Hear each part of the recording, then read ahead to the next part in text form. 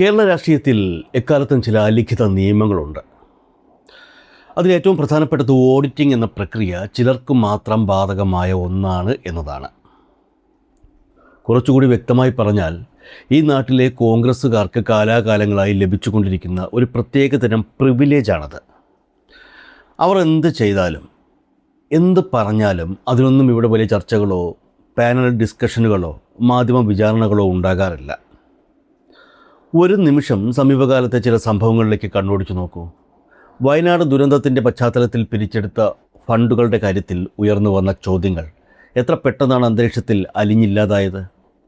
കൃത്യമായ കണക്കുകളോ സുതാര്യതയോ ഇല്ലാത്ത ആ ഫണ്ട് ശേഖരണത്തെക്കുറിച്ച് ചോദിക്കാൻ ഇവിടെ എത്ര മാധ്യമങ്ങൾക്ക് ധൈര്യമുണ്ടായി?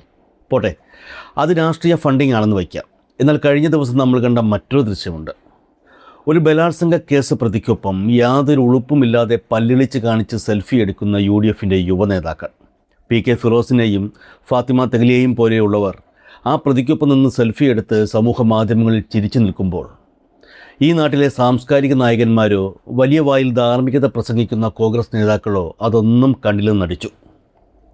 കാരണം അവർ UDFകാരാണ്, അല്ലെങ്കിൽ അവർ കോൺഗ്രസ്സുകാരാണ്. അവർക്കെന്തുമാവാം. ആ ചോദ്യം ചെയ്യപ്പെടാത്ത പ്രിവിലേജിൻ്റെ തണലിലാണ് അവരുടെ ഓരോ നീക്കങ്ങളും. ഇതേ പ്രിവിലേജിൻ്റെ ഏറ്റവും മികച്ച ഉദാഹരണമാണ് കോൺഗ്രസ് നേതാക്കളുടെ പ്രസ്താവനകളും അതിനോടുള്ള പ്രതികരണങ്ങളും. ഒരു CPM നേതാവ് അബദ്ധത്തിലൊരു വാക്കുച്ചരിച്ചാൽ, അല്ലെങ്കിൽ മുഖ്യമന്ത്രി പിണറായി വിജയൻ പത്രസമ്മേളനത്തിൽ അല്പം കടുപ്പിച്ച് സംസാരിച്ചാൽ, അന്ന് വൈകുന്നേരം മുതൽ കേരളത്തിലെ ചാനലുകളിൽ ബ്രേക്കിംഗ് ന്യൂസുകളുടെ ഘോഷയാത്രയാണ്.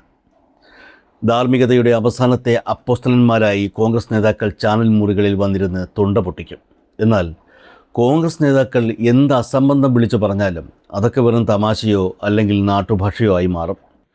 ഇതിൻ്റെ ഏറ്റവും വലിയ നേർചിത്രമാണ് തെലങ്കാന മുഖ്യമന്ത്രി രേവന്ത് റെഡ്ഡിയും പിണറായി വിജയനും തമ്മിലുണ്ടായ വാക്പോരിൽ കേരളം കണ്ടത്.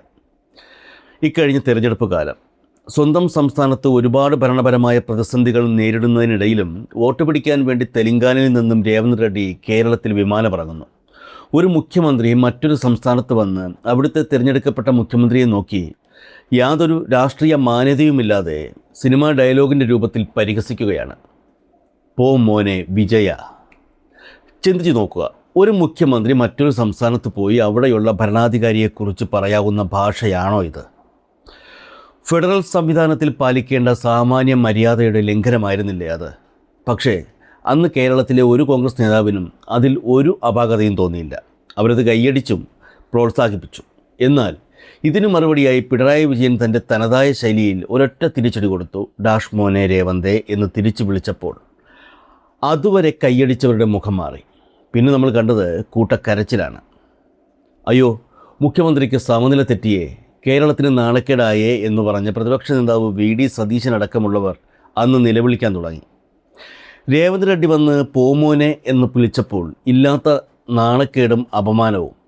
അതിന് കൃത്യമായ മറുപടി കൊടുത്തപ്പോൾ അവർക്ക് എവിടെ നിന്നാണ് ഉണ്ടായത്?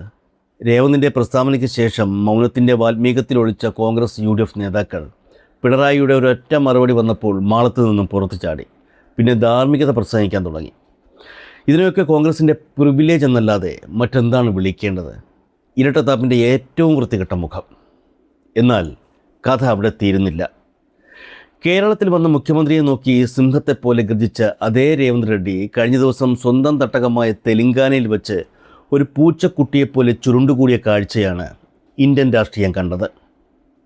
വേദിയിൽ സാക്ഷാൽ പ്രധാനമന്ത്രി നരേന്ദ്രമോദി, കോൺഗ്രസിൻ്റെ പ്രഖ്യാപിത ശത്രുവായ BJPയുടെ പരമോന്നത നേതാവ്. ആ വേദിയിൽ വെച്ച് ലക്ഷക്കണക്കിന് ജനങ്ങളെയും മാധ്യമങ്ങളെയും സാക്ഷി നിർത്തി പ്രധാനമന്ത്രി ചിരിച്ചുകൊണ്ട് രേവന്ത് റെഡ്ഡിയെ നോക്കി ചോദിച്ചു, നിങ്ങൾ എൻ്റെ കൂടെ പോരൂ എന്ന്. अब हमारे रेवंता जी ने कहा था कि हाँ हम पॉलिटिकल बात नहीं करेंगे, तो मैं भी नहीं करूंगा और इसलिए नॉन पॉलिटिकल बात मैं रेवंता जी से कहूंगा कि 10 साल के शासन में भारत सरकार ने जितना गुजरात को दिया वो मैं आपको देने को तैयार, लेकिन मेरी जानकारी से मैं आपको बता देता हूं कि जैसे ही मैं ऐसा करूंगा आपको जो अभी मिल रहा है वो आधा हो जाएगा।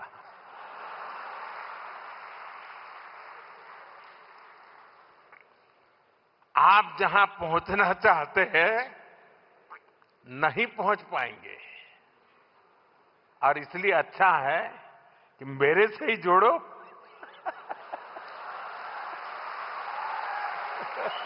ഒന്ന് ആലോചിച്ച് നോക്കൂ, സ്വന്തം പാർട്ടിയുടെ മുഖ്യമന്ത്രിയെ കോൺഗ്രസിൻ്റെ ഏറ്റവും വലിയ ശത്രുവായ BJPയിലേക്ക് പരസ്യമായി ക്ഷണിച്ചിട്ടും കേരളത്തിലെ ഏതെങ്കിലും കോൺഗ്രസ്സുകാരൻ അത് അറിഞ്ഞതായി ഭാവിച്ചോ? ഉച്ചത്തിൽ പ്രതികരിക്കുന്ന VD സതീശനോ K സുധാകരനോ ഈ വിഷയത്തിൽ ഒരു അക്ഷരം മിണ്ടിയോ? ഇല്ല. കാരണം അവർക്കറിയാം അവിടെ മിണ്ടിയാൽ പൊള്ളുന്നത് തങ്ങൾക്കായിരിക്കുമെന്ന്. പ്രധാനമന്ത്രി പറഞ്ഞത് തമാശയായിട്ടാണോ അതോ കാര്യമായിട്ടാണോ എന്നുള്ളത് അവിടെ നിൽക്കട്ടെ. പക്ഷേ ഒരു കാര്യം നാം ചിന്തിക്കേണ്ടതുണ്ട്. ഒരു സംസ്ഥാനത്തെ മുഖ്യമന്ത്രിയെ കളിയായിട്ട് പോലും സ്വന്തം പാർട്ടിയിലേക്ക് ക്ഷണിക്കാൻ പ്രധാനമന്ത്രിക്ക് എങ്ങനെ ധൈര്യം വന്നു? കേരളത്തിലാണെങ്കിൽ മുഖ്യമന്ത്രി പിണറായി വിജയനോട് വേദിയിൽ വെച്ച് മോദി ഇത്തരത്തിലൊരു തമാശ പറയുമോ? അല്ലെങ്കിൽ തമിഴ്നാട് മുൻ മുഖ്യമന്ത്രി MK സ്റ്റാലിനോട് അത് പറയുമോ? പോട്ടെ, ദില്ലിയിലെ അരവിന്ദ് കെജ്രിവാളിനോടായിരുന്നെങ്കിൽ മോദിക്ക് ധൈര്യം ഉണ്ടാകുമായിരുന്നോ? ഇല്ല, ഒരിക്കലുമില്ല. കാരണം അവർക്ക് കൃത്യമായ രാഷ്ട്രീയ നിലപാടുണ്ടെന്ന് മോദിക്കറിയാം. പിണറായി വിജയനോടോ സ്റ്റാലിനോടോ ആണ് ഈ ചോദ്യം ചോദിച്ചിരുന്നെങ്കിൽ അവിടെ വച്ച് തന്നെ ആ മൈക്കിലൂടെ തന്നെ മോദിയുടെ മുഖത്ത് നോക്കി ചുട്ട മറുപടി അവർ തന്നിക്കും എന്ന് നരേന്ദ്രമോദിക്ക് നന്നായി അറിയാം. ആ തിരിച്ചടി താങ്ങാൻ തനിക്കാവില്ല എന്ന ബോധ്യമുള്ളത് കൊണ്ട് തന്നെ അവരോടൊന്നും മോദി ഈ കളിക്ക് നിൽക്കില്ല. എന്നാൽ ഇവിടെ രേവന്ത് റെഡ്ഡി എന്താണ് ചെയ്തത്?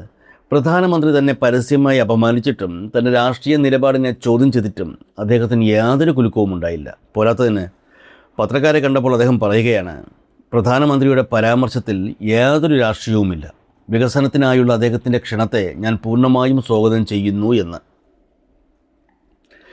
കേരളത്തിൽ വന്ന് പിണറായി വിജയനെ അധിക്ഷേപിക്കുമ്പോൾ ഉണ്ടായിരുന്ന രാഷ്ട്രീയ വീര്യം പ്രധാനമന്ത്രിയുടെ മുൻപിൽ എത്തിയപ്പോൾ എങ്ങോട്ടാണ് പോയത്? മോദിയുടെ ഈ ഒളിയമ്പ് ഒരു അപമാനമായി അദ്ദേഹത്തിന് തോന്നിയില്ല എന്ന് മാത്രമല്ല, അതിനെ ന്യായീകരിക്കാനും അദ്ദേഹം തയ്യാറായി. ഈ വിടുവായത്തം കേട്ടിട്ടും കേരളത്തിലെ കോൺഗ്രസ്സുകാർക്ക് യാതൊരു നാണക്കേടും തോന്നിയില്ല എന്നതാണ് ഇതിലെ ഏറ്റവും വലിയ തമാശ. എന്തുകൊണ്ടാണ് രേവന്ത് റെഡ്ഡി മോദിയുടെ മുന്നിൽ ഇങ്ങനെ പരുങ്ങുന്നത്? അതിനുള്ള ഉത്തരം രേവന്ത് റെഡ്ഡി നടന്നു വന്ന വഴികളിലുണ്ട്. അത് പരിശോധിച്ചാൽ കോൺഗ്രസ്സുകാർ പോലും തലകുനിച്ചു പോകും. അദ്ദേഹം ജനിച്ചു വീണത് കോൺഗ്രസ്സിലല്ല, രാഷ്ട്രീയ സ്വയം സേവക് സംഘത്തിൻ്റെ സാക്ഷാൽ RSSൻ്റെ വിദ്യാർത്ഥി പ്രസ്ഥാനമായ ABVPയിലൂടെയാണ് രേവന്ത് റെഡ്ഡി തൻ്റെ രാഷ്ട്രീയ ബാലപാഠങ്ങൾ പഠിച്ചത്. ABVPയുടെ ശാഖകളിൽ നിന്ന് കിട്ടിയ ആ ഹിന്ദുത്വ രാഷ്ട്രീയത്തിൻ്റെ ചോരയാണ് ഇപ്പോഴും അദ്ദേഹത്തിൻ്റെ സിരകളിൽ ഓടുന്നത്. അവിടെ നിന്ന് KCRൻ്റെ TRSലേക്കും പിന്നീട് ചന്ദ്രബാബു നായിഡുവിൻ്റെ തെലുങ്ക് ദേശത്തിലേക്കും എടുത്തു ചാടിയ ശേഷം വളരെ വൈകി മാത്രം കോൺഗ്രസ് പാളയത്തിൽ അഭയം പ്രാപിച്ച ഒരു രാഷ്ട്രീയ അവസരവാദിയാണ് അദ്ദേഹം. ഖാദി ഷർട്ടിനുള്ളിൽ ഇപ്പോഴും കാവ്യ പ്രതാപത്തിൻ്റെ ഓർമ്മകൾ സൂക്ഷിക്കുന്ന ആ പഴയ ABVPക്കാരനെ മോദിക്ക് നന്നായി അറിയാം. അതുകൊണ്ടാണ് എൻ്റെ കൂടെ പോരൂ എന്ന് ചോദിക്കാൻ മോദിക്ക് യാതൊരു മടിയുമില്ലാതിരുന്നത്. അതുകൊണ്ട് പ്രിയപ്പെട്ട കേരളത്തിലെ കോൺഗ്രസ് നേതാക്കളെ, പിണറായി വിജയൻ്റെ വാക്കുകളിലെ ശരിതെറ്റുകൾ ഓഡിറ്റ് ചെയ്യാൻ വരുന്നതിന് മുൻപ് സ്വന്തം മുഖ്യമന്ത്രിമാരുടെ നട്ടെല്ലിൻ്റെ ഉറപ്പ് നിങ്ങൾ ആദ്യം ഒന്ന് പരിശോധിക്കുന്നത് നന്നായിരിക്കും. സംസ്ഥാനത്തിൻ്റെ വികസനത്തിന് കേന്ദ്ര ഫണ്ട് ആവശ്യമാണെന്ന് പറഞ്ഞ് ഈ പറയുന്ന രേവന്ത് റെഡ്ഡി നാളെ രാവിലെ എഴുന്നേറ്റ് BJPയുടെ അംഗത്വം എടുത്താലും ഈ നാട്ടിൽ ആരും അത്ഭുതപ്പെടാൻ പോകുന്നില്ല. കാരണം രാവിലെ കോൺഗ്രസും രാത്രി RSSുമായി മാറുന്ന ഇത്തരം നേതാക്കളാണല്ലോ നിങ്ങൾ വികസന നായകന്മാരായി അവതരിപ്പിക്കുന്നത്. എന്തായാലും കൂടെ പോരാനുള്ള മോദിയുടെ ക്ഷണം റെഡ്ഡി സാർ മനസ്സിൽ കുറിച്ചിട്ടിട്ടുണ്ട്. അന്തിമ തീരുമാനം വരുന്നതുവരെ ഈ പ്രിവിലേജിൻ്റെയും ഇരട്ടത്താപ്പിൻ്റെയും കുടക്കീഴിൽ നിങ്ങൾക്ക് സുഖമായി ഉറങ്ങാം.